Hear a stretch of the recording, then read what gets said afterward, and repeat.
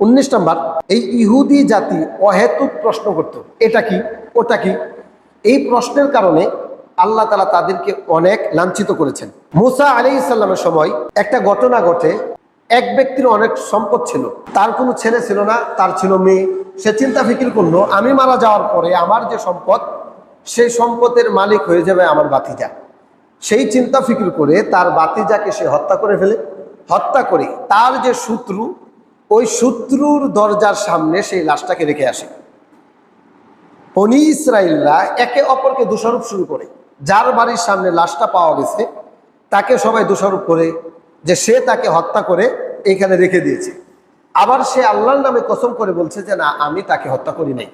এই যে ঝগড়াটা লাগলো, এই ঝগড়ার পরিপ্রেক্ষিতে সকলে, তৎকালীন নবী ছিল মুসা আলাইহিস সালাম, মুসা আলাইহিস সালামের কাছে যান, গিয়ে বলেন এই খুনের রহস্য কি, কে তাকে হত্যা করেছে, আমাদেরকে আপনি বলুন। এই ঘটনাটা আল্লাহ সুবহানাহু ওয়া তাআলা সূরা বাকারা 2 নম্বর সূরার 66 নম্বর আয়াতে উল্লেখ করেছেন। আল্লাহ বলেন, ওয়া ইয কাতালতুম নাফসান ফাদারাতুম ফিহা, স্মরণ করো যখন তোমরা একজনকে হত্যা করলে, হত্যা করার পর তোমরা একে অপরকে দোষারোপ করা শুরু করলে। তোমরা বলেছিলে যে আমি হত্যা করি নাই, সে হত্যা করেছে, তার বাড়ির সামনে যেহেতু লাশ, সেই হত্যা করেছে। আল্লাহু মুখরিজুম মা কুনতুম তাকতুমুন, আর তোমরা যা গোপন করেছো আল্লাহ তা প্রকাশ করে দিয়েছেন। এই বিচারটা নিয়ে যখন মুসা আলাইহিস সালাম কাছে যান, আল্লাহ ওহী করেন যে একটা গরু জবাই করে সেই গরুর গোশত যদি এই মৃত ব্যক্তির শরীরে লাগিয়ে দেওয়া হয়, তাহলে মৃত ব্যক্তি জীবিত হবে এবং সে বলে দিবে কে তাকে হত্যা করছে। সূরা বাকারা 2 নম্বর সূরা 72 নং আয়াতে এই কথাগুলো আল্লাহ রাব্বুল আলামিন বলছেন। ওয়া ইয ক্বালা মূসা লিকওমিহি, মূসা তার কওমকে বলল, ইন্নাল্লাহা ইয়া'মুরুকুম আন তাযবাহু বাকারা, নিশ্চয় আল্লাহ তাআলা তোমাদেরকে আদেশ দিয়েছেন একটা গাভী জবাই করার জন্য। ক্বালু, তারা বলল, আতাত্তাখিযুনা হুজুয়া, হে নবী মূসা তুমি কি আমাদের সাথে ঠাট্টা বিদ্রুপ করছো, মস্করা করছো? কিভাবে সম্ভব একটা গাভী জবাই করলে, সেই গাভীর গোশত লাগালে মৃত ব্যক্তি জীবিত হয়ে যাবে, তুমি কি আমাদের সাথে ঠাট্টা বিদ্রুপ করছো? মূসা আলাইহিস সালাম বললেন, আউযু বিল্লাহি আন আকুনা মিনাল জাহিলিন, মূর্খদের থেকে আমি পানা চাই। জাহিল যারা, মূর্খ যারা, তারাই ঠাট্টা বিদ্রুপ করে। নবীর জন্য শুভনীয় না যে নবী ঠাট্টা বিদ্রুপ করবে। তো তারা বললো ঠিক আছে, যেহেতু আপনি ঠাট্টা বিদ্রুপ করছেন না, তাহলে আপনি আল্লাহর কাছে বলুন সেই গাভীটা কেমন হবে। তাদেরকে আদেশ দেওয়া হয়েছিল একটা গরু জবাই করার জন্য। তারা যে কোনো একটা গরু জবাই করতো, বাস হয়ে যেত। কিন্তু তারা নিজেরা প্রশ্ন করা শুরু করলো। তারা বলে, রাব্বাকা ইউবাইন লানা মা হিয়া, হে মূসা আপনি আমাদের জন্য আপনার রবের কাছে দোয়া করুন সেই গাভীটা কেমন হবে।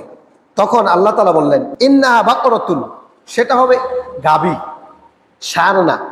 লা ফারিদুন ওয়ালা বিকরুন আওয়ানুম বাইনা যালিকা, একেবারে বাচ্চাও হবে না আবার বৃদ্ধও হবে না, আওয়ানুম বাইনা যালিক, এর মাঝামাঝি হবে।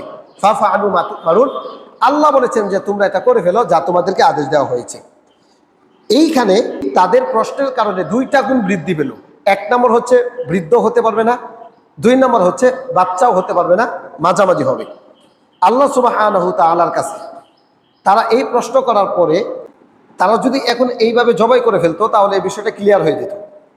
তাদের জন্য একটা সহজ ছিল যে যে কোনো একটা গাভী তারা জবাই করবে, বাস হয়ে গেল। কিন্তু তারা আবার বললো কি, উদউ লানা রাব্বাকা ইউবাইন লানা মা লাউনুহা, আমরা যে গাভীটা জবাই করব তার রংটা কেমন হবে। তখন আল্লাহ তাআলা বললেন, ইন্নাহা বাকরাতুন সাফরাউ, সেই রংটা হবে হলুদ বর্ণের। ফাকিউল লাউনুহা তাসুরুন নাজিরিন, হলুদের মধ্যে উজ্জ্বল রং, তাসুরুন নাজিরিন, দর্শক যেন দেখে আনন্দ পায়, এমন একটা গাভী তোমরা জবাই করো। এই প্রশ্ন করার কারণে আর 2টা গুণ বৃদ্ধি হলো। একটা হলো উজ্জ্বল রং, আর একটা হলো দর্শক তাদেরকে আনন্দ দিবে। এইবার তারা 70 নম্বর আয়াতে আল্লাহ রাব্বুল আলামিন বলছেন, তারা আবার বলল, উদউ লানা রাব্বাকা ইউবাইন লানা মা হিয়া, এই যে গাভীটা, এই গাভীটা আসলে কেমন হবে।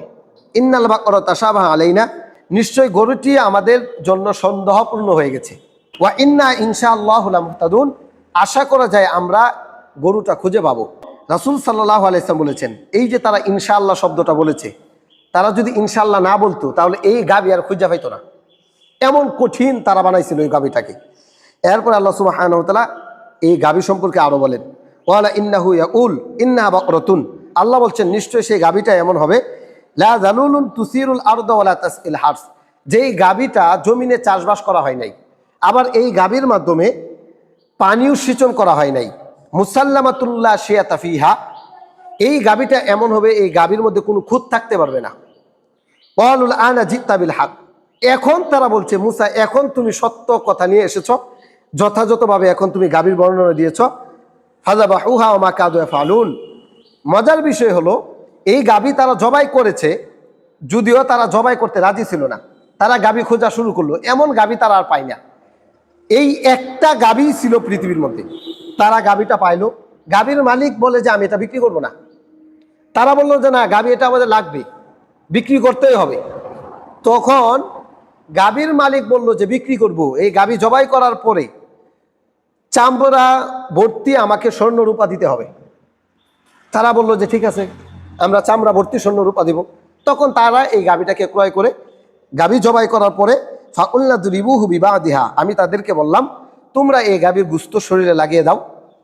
লাগিয়ে দেওয়া হলো, ওই ব্যক্তি জীবিত হয়ে গেল। জীবিত হয়ে বলল যে কে তাকে হত্যা করেছে। কাযালিকা ইউহিল্লাহুল মাউতা, আল্লাহ বলেছেন আমি এভাবেই মানুষকে জীবিত করি মৃত থেকে।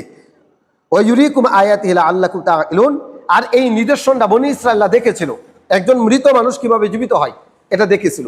আর এই প্রশ্নের কারণে তাদের এই বিষয়টা কঠিন করা হয়েছিল।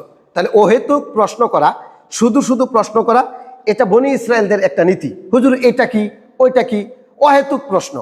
আর অহেতুক প্রশ্ন এটা ইহুদিদের একটা নীতি ছিল, আর এর কারণে আল্লাহ তাআলা তাদেরকে লাঞ্ছিত করেছেন। আমাদের শিক্ষা হচ্ছে আমরা যেন অহেতুক প্রশ্ন না করি, আমলের কোনো প্রশ্ন করা, এমন কিছু বিষয়ে প্রশ্ন করা যেই বিষয় জানলে আমার উপকার হবে। শুধু শুধু ফেরাউনের নানির নাম কি, আবু জাহেলের স্ত্রীর নাম কি, এইগুলো জানার তো আমার কোনো দরকার নাই। এইগুলো আমরা কেন জানবো? এগুলো যেন আমরা অহেতুক প্রশ্ন না করি।